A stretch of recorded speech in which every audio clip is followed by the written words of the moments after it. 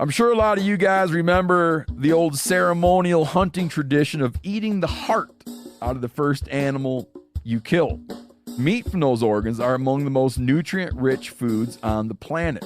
You can get those same benefits your ancestors craved via convenient daily capsules from Heart and Soil. Find out more at heartandsoil.co. And remember, use code MeatEater for 10% off your purchase.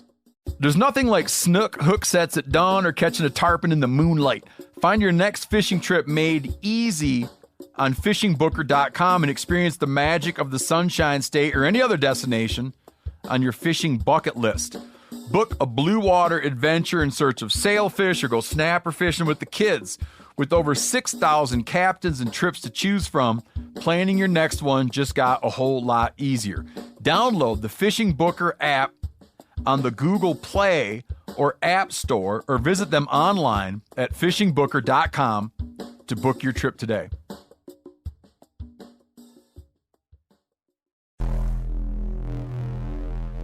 Welcome to the Wired to Hunt podcast, your home for deer hunting news, stories, and strategies. And now, your host, Mark Kenyon. Welcome to the Wired to Hunt podcast. I'm your host, Mark Kenyon, and this is episode number 49. Today in the show, we're joined by Outdoor Life magazine editor-in-chief, Andrew McKean, and we're discussing how to make a living in the outdoor industry.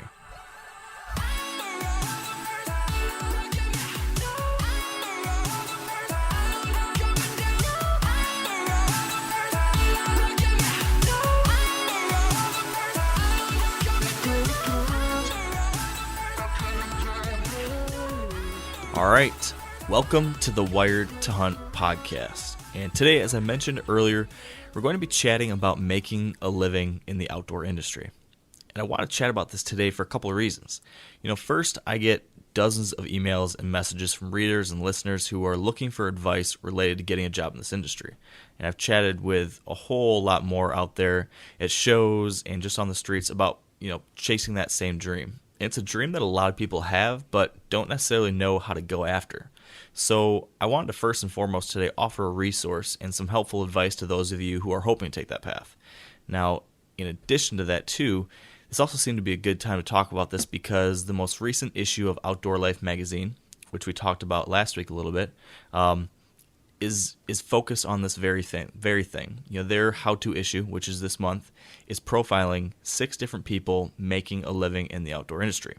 So we wanted to bring Outdoor Life's editor-in-chief, Andrew McKean, on the show today to discuss these profiles and share his own story about how he's been able to make a living in this space too. So it's definitely going to be an interesting conversation. I'm looking forward to it. Maybe I can share a little bit of my own experiences and hopefully Dan too. But Dan, what do you think about this whole conversation?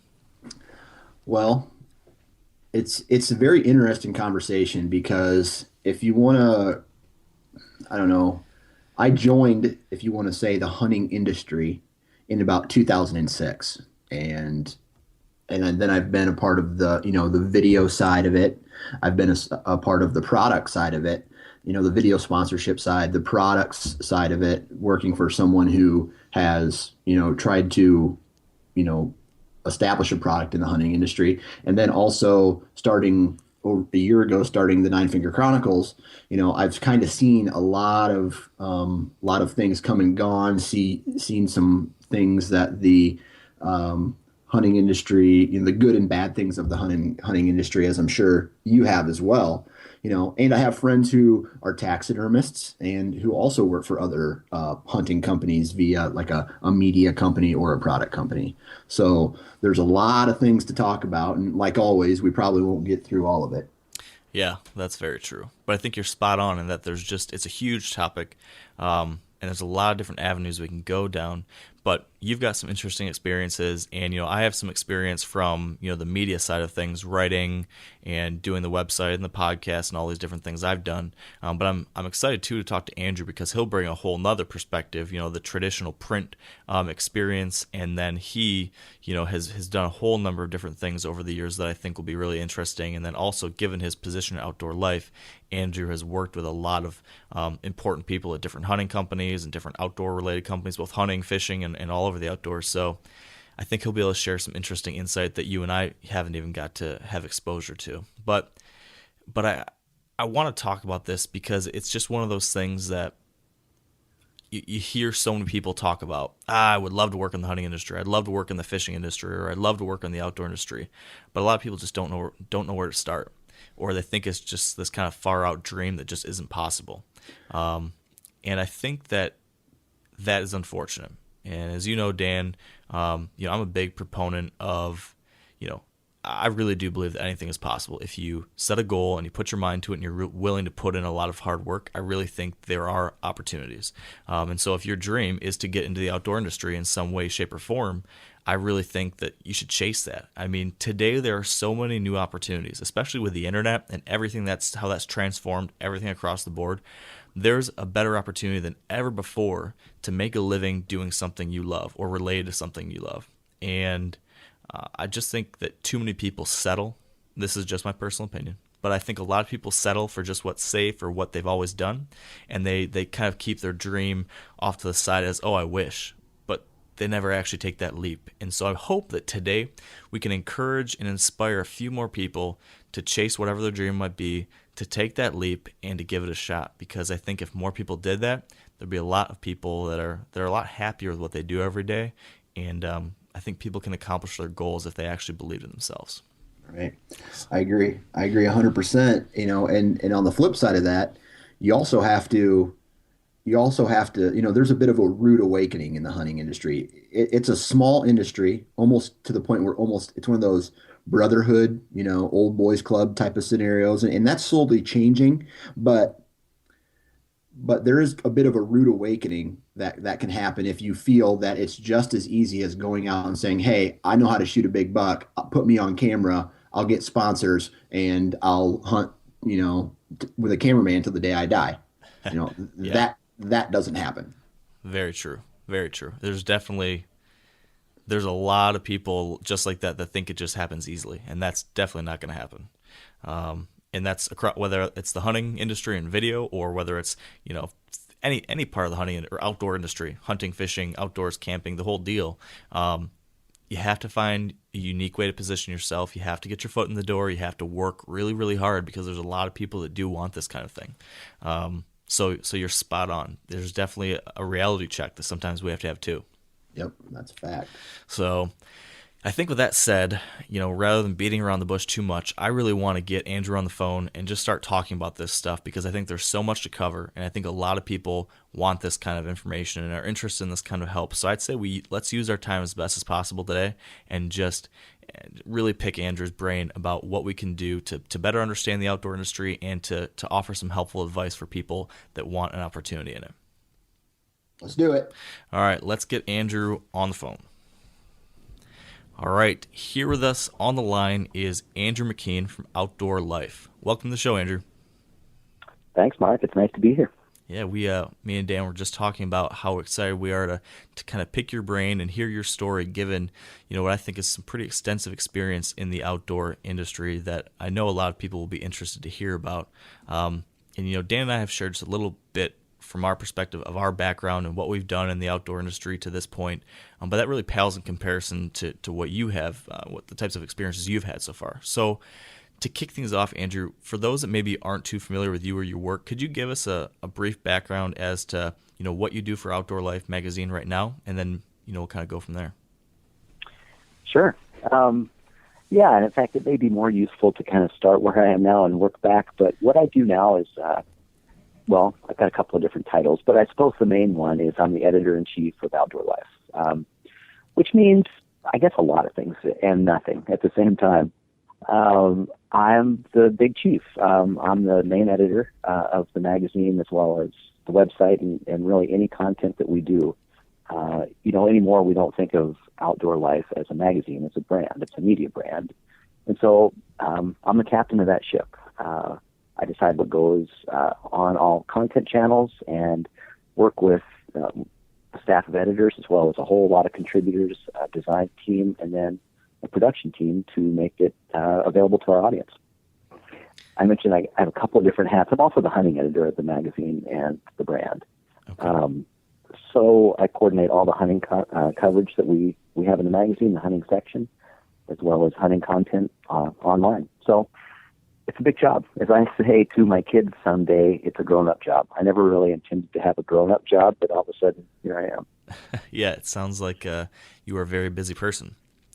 So that's your grown-up job that you have right now, and you mentioned it just a second ago, but let's work backwards. Can you take us maybe back to the beginning and share with us a little bit of insight into how you got here? And I think we'll probably have a lot of questions along the way because so many people are curious. They see someone who's in this industry in this great position, and they wonder, how did that happen? How do I get to be there? So, Andrew, how did you get to be there? It's a good question, and it's both a really easy answer and a kind of a logical progression. But I think one of the important things to keep in mind, and I have to keep it in mind a lot, is there was also a combination of sort of luck and serendipity and being nice to people along the way. And so, I think I'll probably sprinkle some of that in along the way because it was not a linear tangent. I've never been a real linear person who said, that's the job for me or that's what I want to do. I think a lot of us in this outdoors world are that way. We really like being outside. We like hunting. We like fishing. And that's what we aspire to, not necessarily a title. So I started out that way. I mean, I grew up on a farm in North Missouri. It's funny. A lot of our readers, a lot of our outdoor life audience will talk to me when I see them and just communicate with them. And they have such really resonant memories of outdoor life in their childhood. That's the magazine they grew up with. And it was for me too, although I don't mean to have a poor boy story, but we really were too poor to subscribe to magazines. When I was a kid, I grew up on just a dirt farm. And but I loved to get my hair cut. My dad could shear sheep pretty well, but he couldn't cut hair. And so one of my great kind of getting away from the farm and going to town was to get my hair cut. And there was always outdoor life at the barber shop. I really do have a really fond and kind of, it's almost like a golden memory of being a little kid. I just loved to go get my hair cut and read Outdoor Life.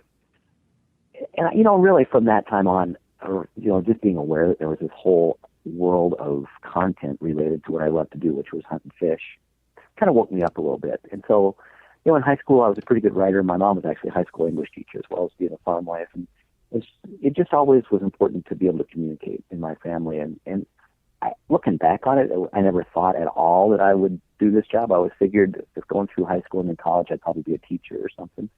But my dad said, this is probably coming from the poverty side of our lives. He's like, you should do one of three things. You should either learn how to weld. And I was a fairly good welder when I was in high school. But he said, you can always get a job as a welder. He said, or you could be a teacher. You can always get a job as a teacher no matter where you live. He said, or you should work for a newspaper because every little town in America's got a newspaper. And that was really the only one that spoke to me, I guess. So I got out of college and I really wanted to work for newspapers. And I did. I got hired like weeks after college over the phone. I went to college in Iowa to work as the editor of this little tiny county paper in eastern Montana. They were so desperate for an editor, they literally hired me over the phone. I thought they were calling me out for a job interview. When I said I could come, the publisher said, I was trying to figure out how I could take time off my part-time job and get back. He's like, well, what do you want to go back for? I'm offering you the job, kid.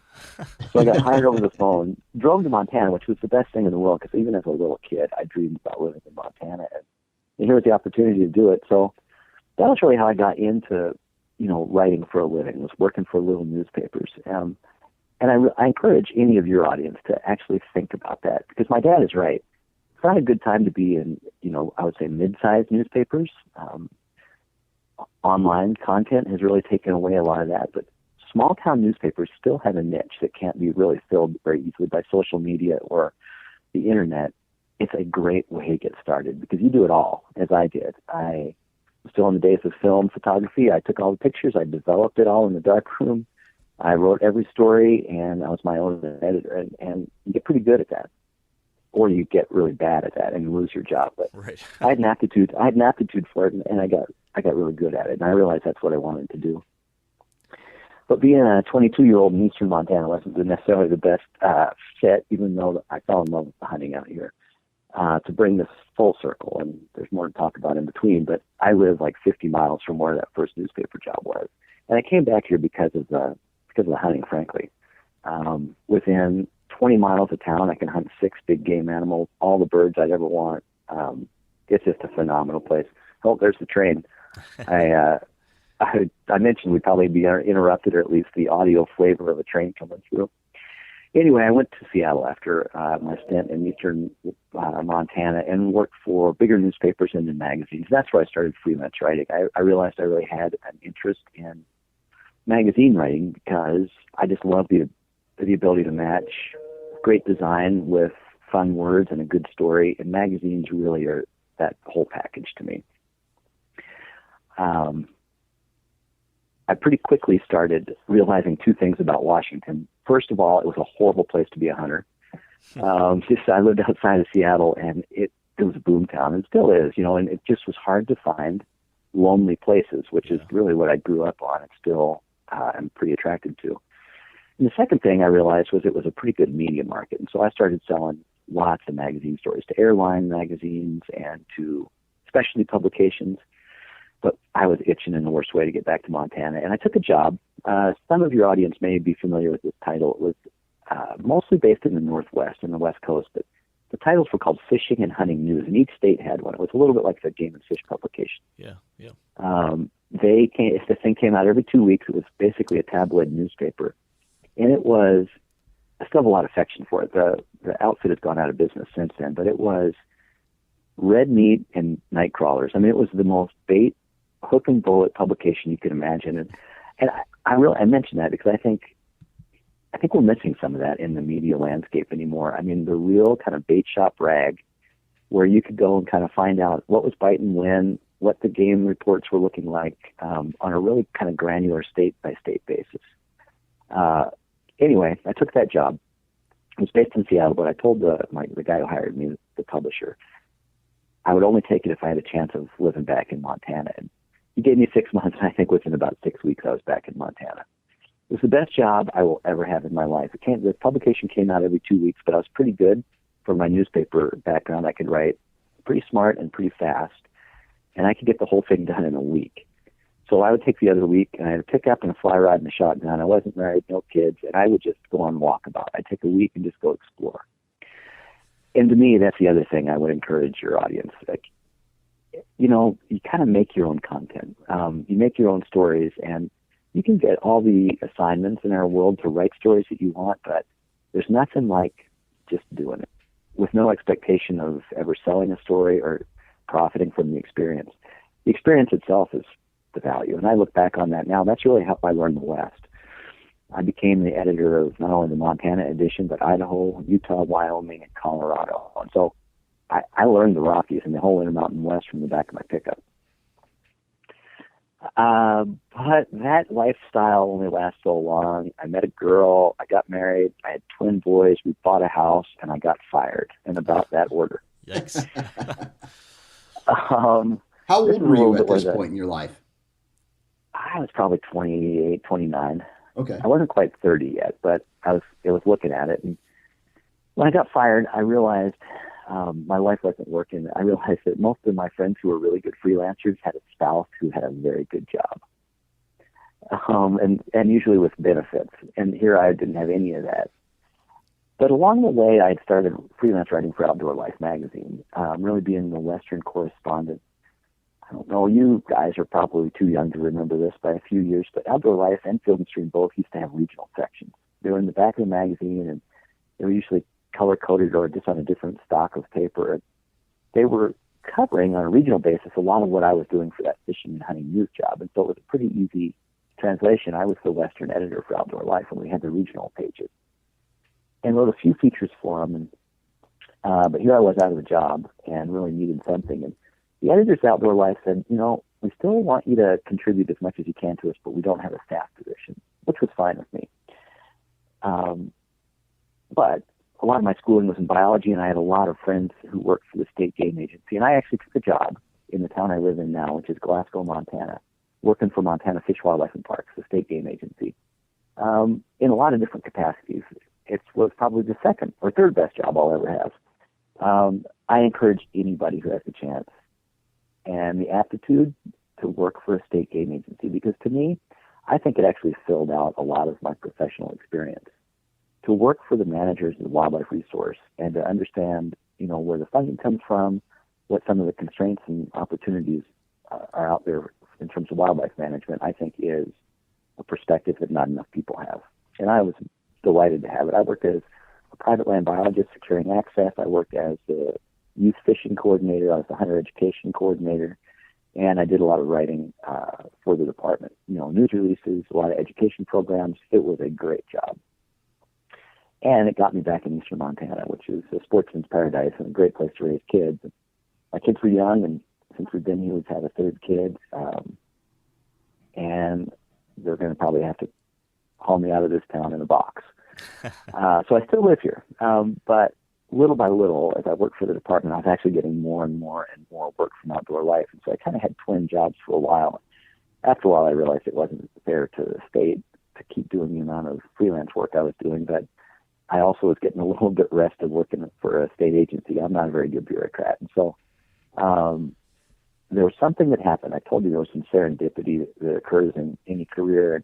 And mine was, it was awful, but it was good. You guys will probably remember this. I know your audience will. A fellow named Jim Zumbo had been the long-time hunting editor at Outdoor Life. Mm-hmm. And he was doing more and more work on television and for other folks as well. Well, I don't know if you remember his great unfortunate moment, but he blogged that ARs, that modern sporting rifles, they had no place in the field and should be banned by state game agencies. And his point was, I think, we've talked and laughed and cried about this a lot since that happened. I think his point was that people need to be aware of the perception among the non-sporting public that some of these implements have, and just be a little more careful with kind of the imagery of it. Well, he didn't write it that way. What he wrote was that they should be banned. As you guys know, that's the third rail of what we do. We're not going to talk about banning any type of legitimate sporting arms or implement in the field. He was fired about it in about as much time as it's taken me to tell this story. And as the editor-in-chief said at the time, this stinks for everybody involved except for you, McKean. And I took Jim's job. So that's how I came on board as a staff for Outdoor Life. And like I said, Jim and I are good friends. We laugh about it now. It was awful, but it was great for me. Wow. So I became a staff member for Outdoor Life. And what that means is I was actually an employee of the magazine, of the brand. But one of my conditions for it, and I didn't have to make the argument too hard, was, look, the hunting editor doesn't and shouldn't live in New York City where the magazine is published and where the offices are, the main offices. So I made the case that I thought I should be in the field. And what better place than where I currently lived, which, as I mentioned, is kind of a sportsman's paradise. It's eastern Montana. We've got unbelievable elk in the Missouri River breaks. We've got great whitetails on the Milk River. We've got great mule deer. We've got bighorn sheep to hunt. Moose come down from Canada pretty frequently here, and it's phenomenal. The folks who hired me agreed. And so I had a staff job and lived in the field, which really is the great goal of any outdoor writer, is to be employed with a permanent job, but to get to live in the field. And so I really found myself thanking my lucky stars, and I still do every day. So from there, I basically worked my way up the masthead, and now here I am. I'm still a hunting editor, but I'm also in charge of brand from Glasgow, Montana. Now, a lot of you guys are familiar with the old hunting tradition of eating, some organ, the heart or a chunk of liver off the first animal you kill. I had that when I was a little kid, and it was a big deal. Organ meats were always prized by frontier people who knew the importance of getting a lot of different minerals and nutrients. And as often is the case, those guys were onto something, because organs are among the most nutrient-rich foods on the planet. And you can get the same benefits your ancestors craved via convenient daily capsules from Heart and Soil, made exclusively from regeneratively raised, grass-fed, and finished cattle. Heart and Soil's unique freeze-drying process means all those important nutrients are trapped in ensuring you experience every one of the benefits of nature's superfood in a clean, convenient, taste-free capsule. Find out more at heartandsoil.co and make sure to use code MeatEater for 10% off your purchase. That's heartandsoil.co. Use the code MeatEater. There's nothing like snook hook sets at dawn or catching a tarpon in the moonlight. Find your next fishing trip made easy on fishingbooker.com and experience the magic of the Sunshine State or any other destination on your fishing bucket list. Book a blue water adventure in search of sailfish or go snapper fishing with the kids. With over 6,000 captains and trips to choose from, planning your next one just got a whole lot easier. Download the Fishing Booker app on the Google Play or App Store or visit them online at fishingbooker.com to book your trip today. Yeah. I think I'm taking a couple of things away from this, Andrew.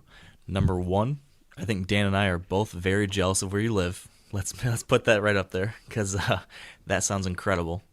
Eastern Montana is, like you've said, an unbelievable sportsman's paradise, and we would both love to experience something like that. So that, though, out of the way, I think something I noticed here is you have this position now that's, this incredible job that a lot of people would aspire towards, but I think you started somewhere much different from that.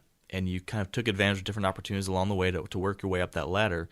But like you mentioned, serendipity definitely plays a part. So I think there's something to be said about, maybe not being able to get that dream job right off the bat, but getting your foot in the door and then taking advantage of opportunities as you go along the way. That's something that I think I've, seen in my own personal life and trajectory. And it seems that certainly was the case for you. But for you, if you were to look back at your career path, what do you think was really the key to your success? If you had to pin it down on one or two things that you think, really helped you get to where you are now and make a living doing something you love, what would you say those one or two most important things were? That's a good question. First of all, I think there's two. I really think growing up on a farm, a Midwestern farm, was the essence of who I am. I mean, I'm a rural person. I grew up in a place where, wildlife was a condition of the landscape. And just as a place where I wasn't constrained by asking permission from anybody to just go and romp and explore and adventure, semi-wild places. It's the Midwest, but there are some really wild places in North Missouri. And just to explore them on my own really made me passionate about the outdoors. The second thing I would say is, it's a little harder to articulate, but it's the authenticity. So I love to hunt and fish. I would be doing that regardless of whether I had this job. And I think that's important to keep in mind. I see a lot of people who aspire to what I do, who want to just automatically and immediately start writing about it and expressing themselves in media. That's great, and it's the way to make a living for sure, but I feel pretty strongly that you have to just go where there's no camera, where there's no pen and paper or expectation that you're going to produce a story, and just go immerse yourself in the experience. And the more of that you can do, the more authentic your knowledge is going to be. So that when you do write or broadcast or create content, it's coming from a place of experience and not secondhand. I think that's really important. I see an awful lot of people who know way more than I do about tree stand hunting or about food plots, but you put them in empty landscape of the Missouri River breaks and they have no idea how to start hunting. Yeah, I think that makes a lot of sense. Now, since you bring this up, and I want to talk about all the different opportunities within the outdoor industry, but you mentioned media, which of course is where you have the most experience. For that guy or girl out there who wants to make a living in the outdoor industry from a media standpoint, you mentioned first step is immerse yourself in the actual activity itself. But what would you recommend is that next step for a guy who wants to write or wants to film or wants to do anything on the media side? What would you say is the next thing these people need to be thinking about as they start taking these first steps into the industry? I would say, and there's probably 2 points. So I think the main one, though, is to express yourself well. whether you're doing it on camera or on the written, in the written word, to be able to translate that authentic experience into something that's universally appealing and accessible to an audience is really key. So just the ability to articulate yourself is really important. I don't think it's more important than the authenticity, but I don't think it's less important either, because you can have all of the authentic experiences you want, but if you can't articulate them, then you're not a communicator. The other standpoint, you can be a great communicator, but if you don't have that basis of experience, then you don't really have anything to say. So really, I think they're twin sides of the same issue. And I think that's what I look for when I look for new contributors, and for people who I want to have write for me, I want them to have both of those things. I want them to have authentic experiences told well. Yeah, well, that is something that it sounds so simple, but at the same time, it's something that it takes a lot more than it sounds like to really put together. Yeah. So a couple more questions then, taking a step back about you specifically, and then I want to dive into a little bit more about the recent outdoor life issue and the different opportunities people might have in the industry. Back to you. What would you say, given your wide variety of experiences now in the industry, both from working from a game agency to working now for outdoor life and everything in between, what do you think is your favorite thing about working in the outdoor industry? And then on the other hand, what would you say is the worst thing about working in this industry? Oh, that's a good question. I think the best thing is our responsibility to the resource. And I know that sounds pretty kind of mealy and maybe a little bit sappy, but it is all we have at the end of the day. We're writing and communicating about a perishable, it's a renewable resource, but it's a fragile resource.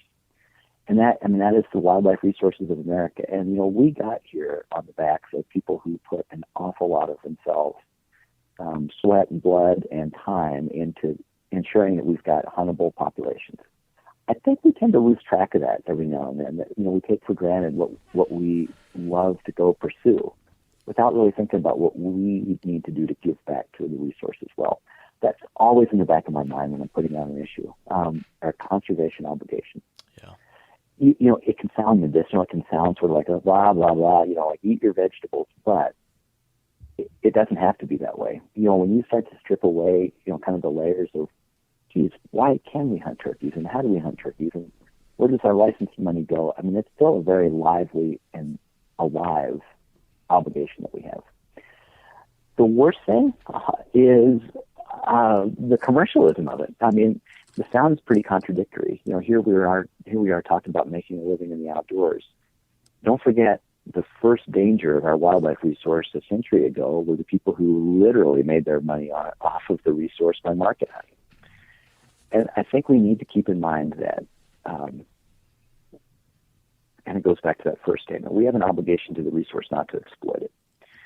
And I worry just a little bit sometimes that we go over the edge in terms of exploiting the wildlife resource with just commercializing it and making an industry out of something that's a public resource and that really has to be carefully managed by the public. It's a very fine line, isn't it? Yeah, it is.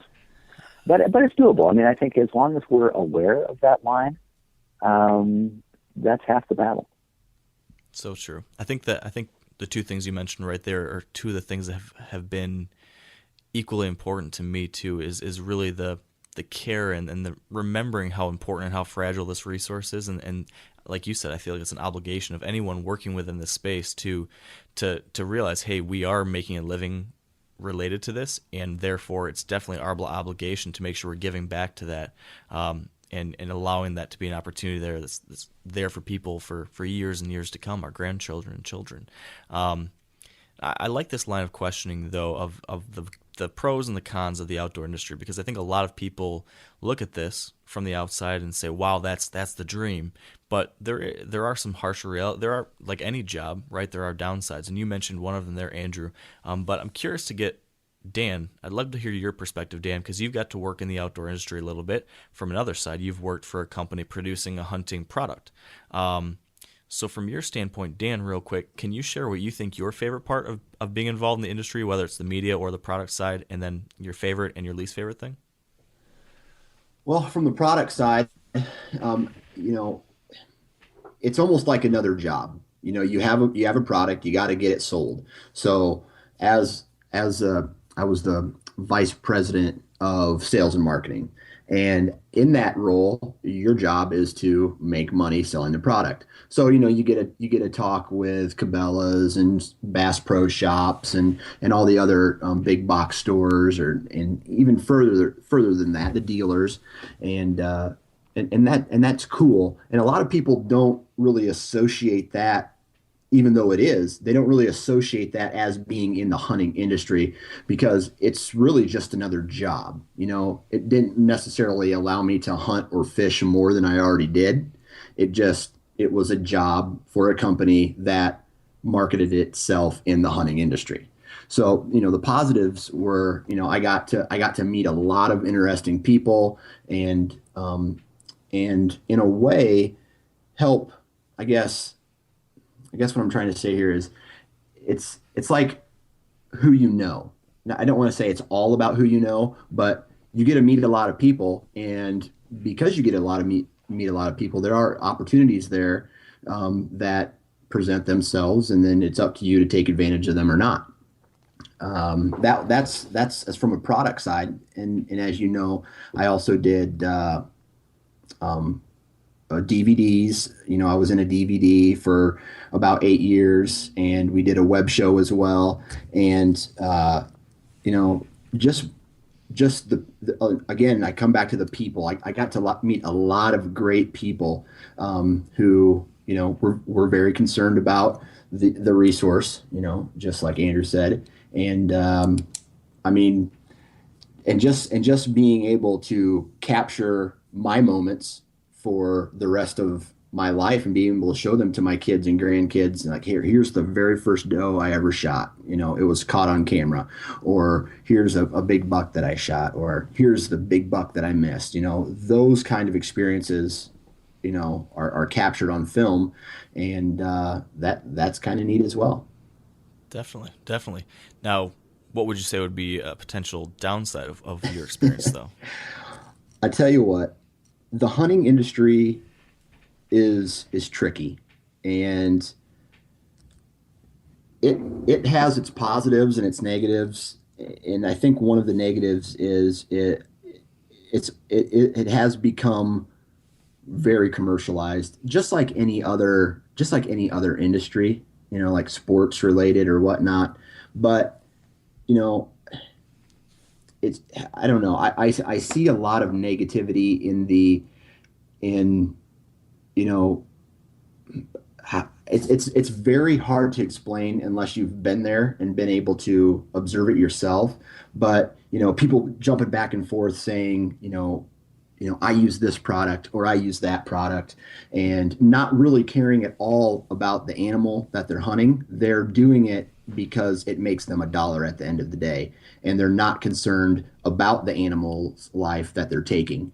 And that just kind of rubs me the wrong way, not showing any emotion to taking a life and looking at the dollar sign. That drives me crazy a bit. Yeah, I think you and me both. That's definitely one of the things that, as the industry has grown and the media continues to grow, there's definitely that happens. And we've talked about that a lot in the past. Really quick before I jump back to Andrew, from my perspective, one thing I found that I think people should keep in mind when it comes to working in the outdoor industry is great. The thing that we all dream about is you join the outdoor industry and you get to hunt and fish all the time, and that's what you love to do. And yes, in some cases you'll get to do that more often. But on the other side, the flip side, there's the risk of it becoming a job. And instead of being that passion that you did to get you away from the job, it becomes the job. I've been fortunate so far that I still have, absolutely love 100% every time I get to be in the outdoors, hunting and fishing and all those things. I love it. And I really am very appreciative of the opportunity to be able to do that and make a living related to it. But at times I have experienced the negatives of that coming in the form of a lot of stress. I get a lot more stress when it comes to my hunting and fishing, or hunting adventures really, than I ever used to. And it's not something necessarily that is like when I was 18 and I used to go out and hunt and I'd sit and just relax and enjoy it and not be too worried about it. And now when I'm out there, I'm working and I feel the pressure of working and the pressure to produce. And that's something that's very different. It's something that I think has to be considered. And just if you're in the industry in whatever form, make sure you're doing it for the right reasons. As you mentioned, Dan, not just for the paycheck, but enjoy what you're doing and be passionate about it. And maybe don't let that stress get to you as much as it easily can be sometimes. So, and how long did it take you, Mark, to get from where you started to where you are today? Been a long time. It's been 5, 6, 7 years now. So it's it's nothing comes easy. Nothing comes real quick. Yeah, absolutely. And there's work that has to be done. You got to work your way up. Yeah, and Andrew's story is even further evidence of that. Yep. Starting from where you did, Andrew, to where you are now. Now back to you. Enough about us. We're kind of boring. I really want to be able to talk to you, Andrew. In the most recent issue of Outdoor Life, your team profiled 6 different people making a living in the outdoor industry. And we've talked a lot so far about the media side of things.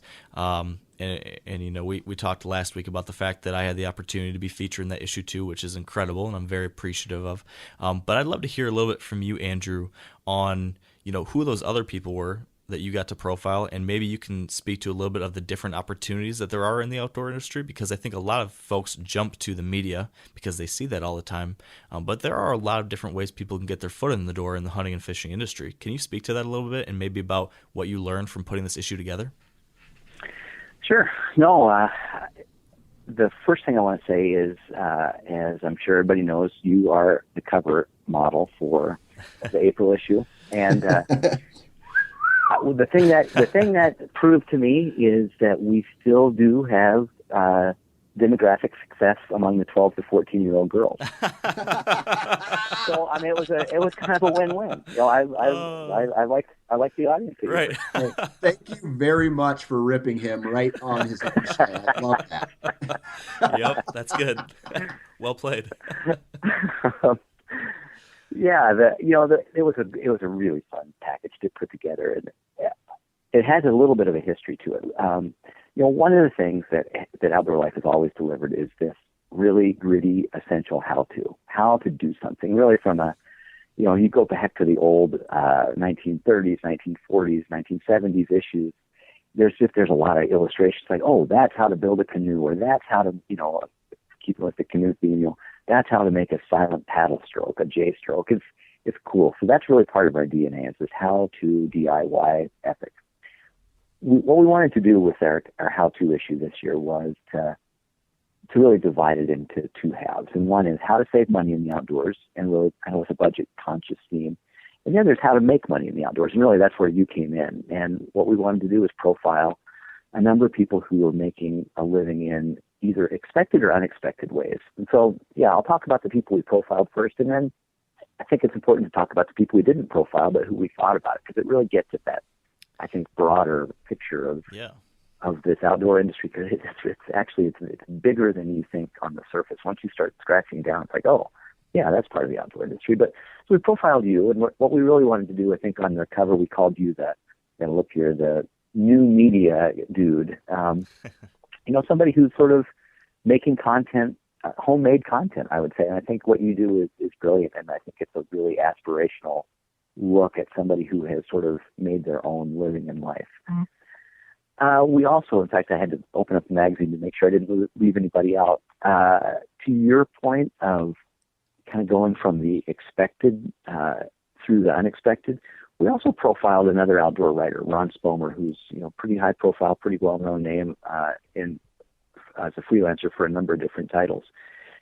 We initially thought about it would be fun to have Ron interview himself. Excuse me, just as kind of a different sort of vibe to it. But the more we got into it, just a straight ahead profile was important. And I think Ron's perspective is really key, because he brings up a little of what you just mentioned, is that sort of the good and the bad, the yin and the yang of the outdoor world. It's full of opportunities. It's full of, ways to enable you to do what you love, and that is hunt and fish more. The other side of it is it's a job, and you've got deadlines, and you've got, as Ron put it, imagine yourself going on a different hunt every week with a different firearm that you don't know, and a camera over your shoulder expecting you to produce. It's not necessarily a stress-free proposition.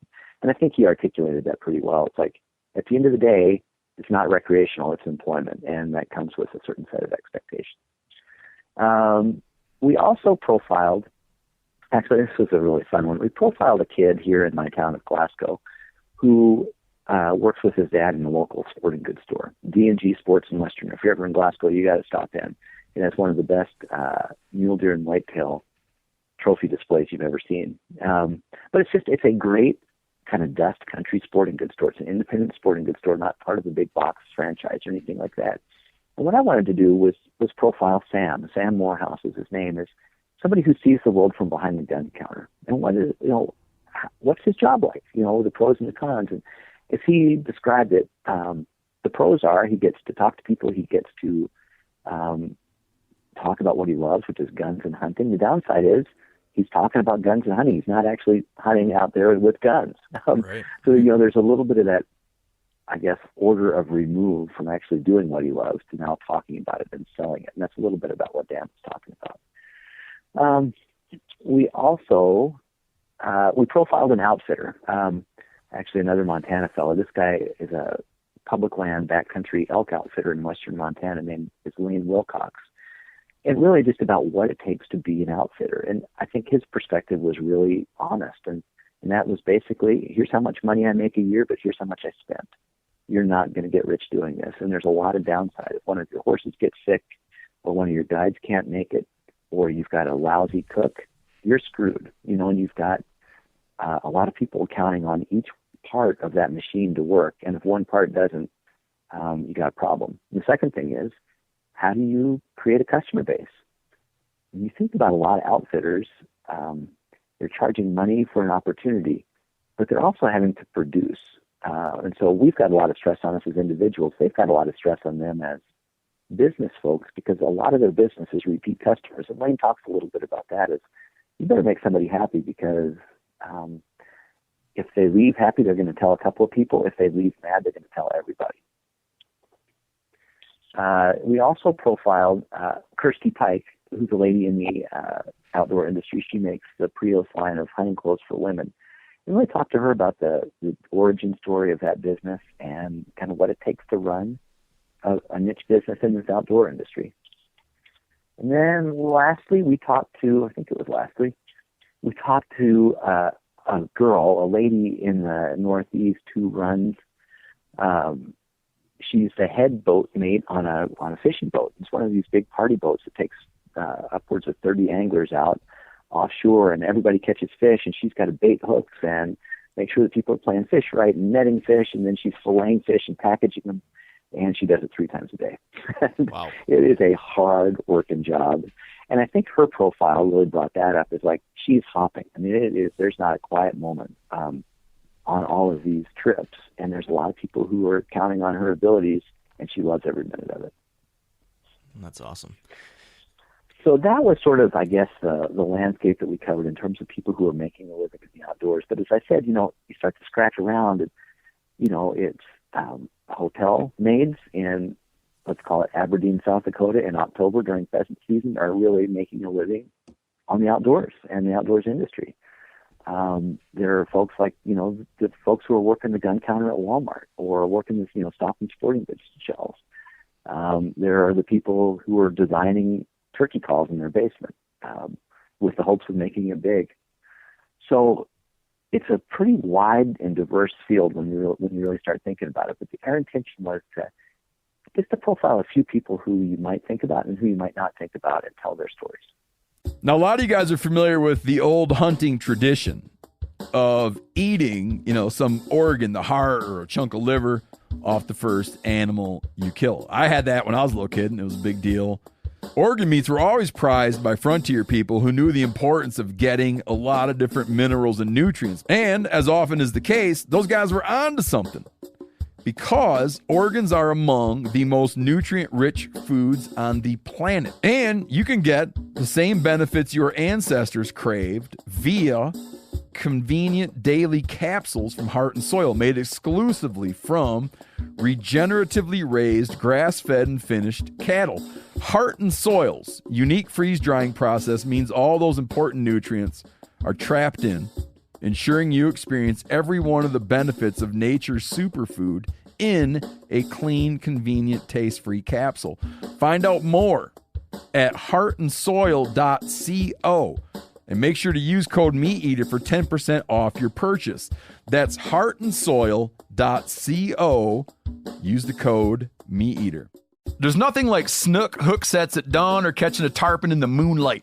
Find your next fishing trip made easy on fishingbooker.com and experience the magic of the Sunshine State or any other destination on your fishing bucket list.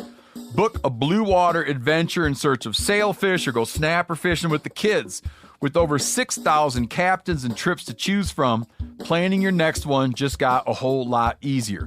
Download the Fishing Booker app on the Google Play or App Store or visit them online at fishingbooker.com to book your trip today. I really loved how you guys did that too. Now, you mentioned, though, the people that you didn't feature. Was there any more that you could share with us in regards to why you didn't cover any of the, maybe things like TV show hosts or other well-known aspects of the hunting industry or hunting or fishing industry? There were two reasons. The most well-known people we didn't think would be as candid with us as we wanted. And the reason is they don't really have anything to gain by telling their story. They tell it every day. And we really wanted people who could sort of strip away the nonsense and say, here's what's great about my job and here's what sucks. And it was great. We really did want that perspective because we wanted to deliver, I think, a pretty honest 360 perspective on it. There were other people, actually. There's a whole cohort of people in Ontario who did earthworms at night for the fishing bait trade. We thought that would be such a cool profile, and it turned out it was such a cool profile. We're actually profiling in our May issue. We built a whole feature around them. So those are people who were kind of left on the cutting room floor, but we're like, there's actually a bigger story here to tell. Some other people we thought about were gun dog breeders, people who run kennels. Those are folks who make a living in the outdoors. I think their perspective was pretty interesting. To people who are, like flats guides, somebody who works really, really hard, maybe for 3 months out of the year, and then their business dries up, and really talking about what they do to supplement their income. But we just felt, we were constrained by pages. You in the digital realm will forget about having pages that right. Are finite resources. They don't grow on, I guess they do grow on trees, but True. So we basically ran out of room to tell all those stories. So you did profile 6 people, and it sounds like you examined a number of other opportunities as well.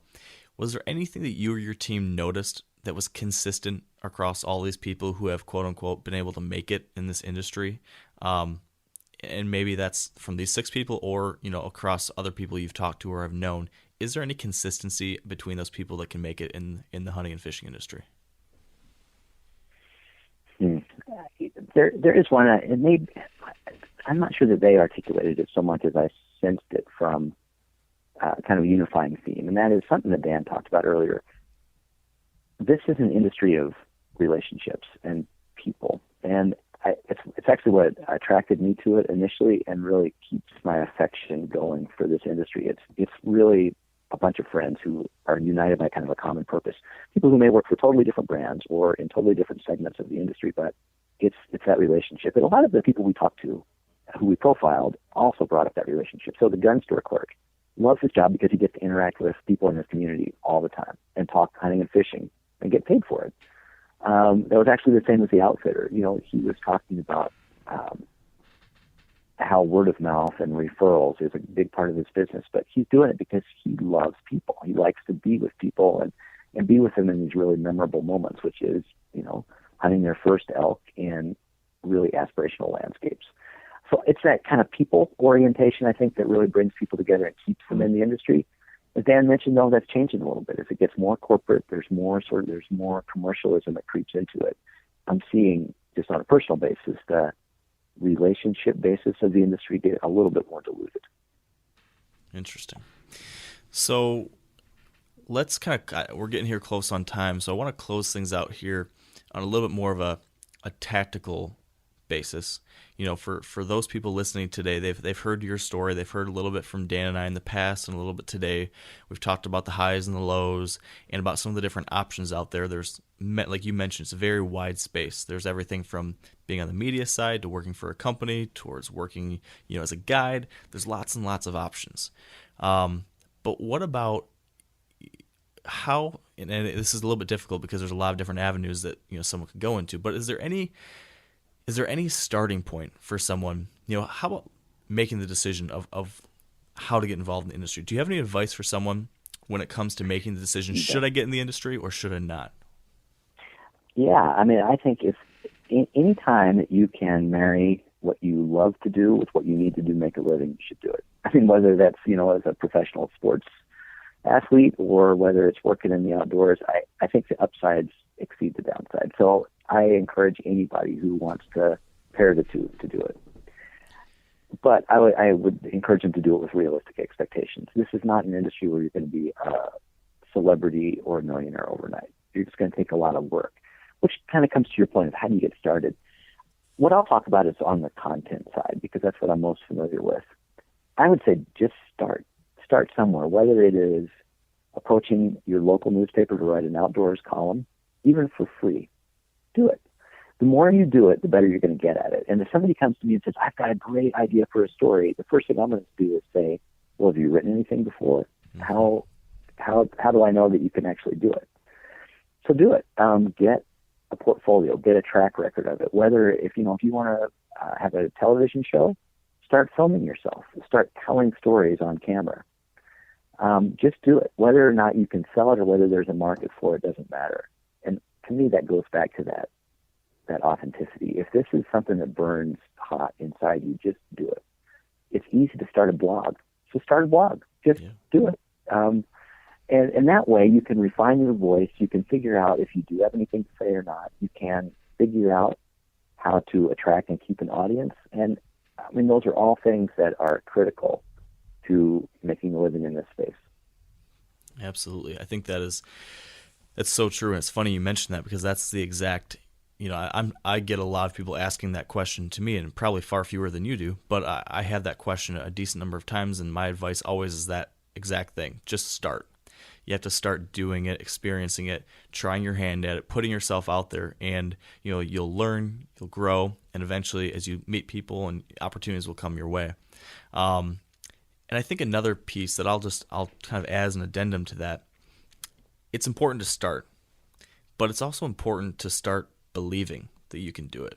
And I think, unfortunately, a lot of people, you mentioned the fact that you have to go into these types of things with a realistic set of expectations, and I 100% agree with that. But then I also think that you also need to have the realistic expectation that it's possible too. If you're willing to put the work in, if you're willing to do the tough things that have to be done, if you're willing to sacrifice, you can chase those dreams. You can make it happen. It's not going to be easy. It might not go the way you think it's going to go. You might take a totally different path than you ever imagined. But I would just encourage everyone listening, just like you said, Andrew, if this is what burns in your chest, if you love this stuff, if you wake up every morning dreaming about this, chase that dream. Go for it, and don't let anyone tell you that it's not possible. Don't let anyone say that a kid from small town Iowa could never do that, or someone from southern Florida that he'll never be able to do that. You can do it. There's been so many examples of people. I guess just like your story, Andrew. Mentioning where you started in northern Missouri on a dirt floor farm. Anyone can make these types of things happen if you really put your mind to it. And I think I just want to remind us all to have that belief in ourselves, because I think, unfortunately, there's a lot of people that don't have someone telling them that they believe in you. And I believe in everyone out there listening that really, if this is your dream, you can do that. So that's my little 30-second pep talk for the day, I guess. I get a little carried away. But real quick before we let you go, Andrew, Dan, you've been a little quiet. Do you have any other questions for Andrew before we wrap this up? No, like all of our guests, I just love listening to different people tell their story, different perspectives. He was in his journey through the hunting industry to where he is now. And, if anything, it's motivated me to continue to do what I do, with the Nine Finger Chronicles and with this podcast. And, the river runs wild. I don't know. I mean, meaning like the path people take, you can't really plan for it in certain aspects, and you just got to let it happen, and it will lead you to where it needs to lead you. Yeah, so true. So true. So, Andrew, I want to be respectful of your time, but I really appreciate you spending this last 45 minutes with us or so talking about your story and about the most recent issue. Now, as I understand it, and as I've seen, the current April issue of Outdoor Life is available on newsstands and in a lot of people's mailboxes. So if you don't already have that issue, I definitely encourage you to check it out. And they tell me I have a face for radio, but go ahead and take a look at the cover if see what you think. But question for you, Andrew. At any point, will any part of the feature that we just talked about, is that ever going to be available online? Yeah, it certainly will. In fact, we will break it into pieces, and probably each will have its own appearance online. So you can go to outdoorlife.com, probably starting within about a week or 10 days, and you can start to read some of these profiles, see some of the money-saving hacks that we were profiling, and I think even see your picture, which, thank goodness for Photoshop. Thank goodness. But I think you ended up looking okay. Yeah, they do a good job of really fixing things up. And stay tuned for Mark's next cover, which is Teen Bop magazine. Yeah. The last thing I'll say, and that is, it kind of tears off what you were just saying about just believing in it, and the other thing is, this can seem like a job. I mean, I love my job, and I want to be able to always keep saying that, even though, I'm not out in the field nearly as much as I used to be or wish I was. There's a lot of budgets and staff issues, and just reacting to things as the boss does. But every time I get down in the dumps, it's like, holy smokes, this is a high-stress job.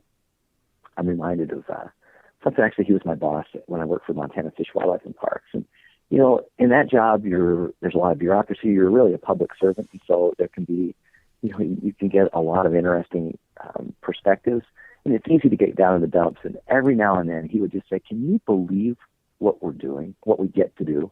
We get to help manage Montana's wildlife." And the reason I mention that is I think that's also it's sort of the counterpoint to dream about it and believe in yourself, and that is, look at what you can do. You can actually turn what you love to do into a living. And to me, that's the goal of anybody. It should be the goal of anybody. Absolutely.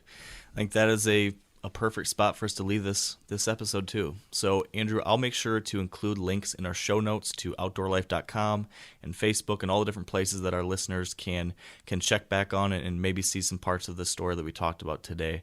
And finally, just want to say thank you so much. We really appreciate you joining us. Yeah, this was a lot of fun. Thanks for the opportunity. Absolutely. Hopefully we'll be able to chat again soon. Okay. Thanks. All right. Well, that is going to do it for us today on the podcast. And for show notes from this episode with all the links from everything we talked about today, please visit wiredtohunt.com/episode 49.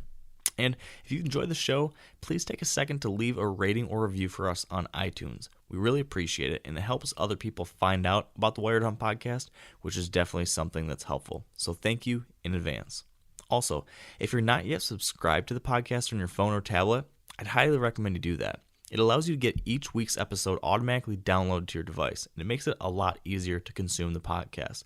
So definitely look at subscribing on iTunes, on the podcast app, or with Stitcher, or whatever podcasting app you prefer.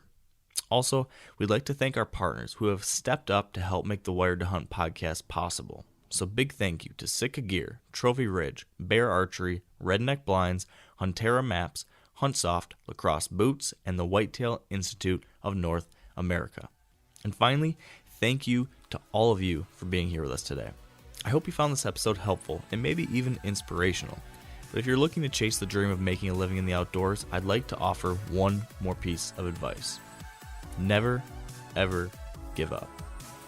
Thanks again, folks. And as always, stay wired to hunt.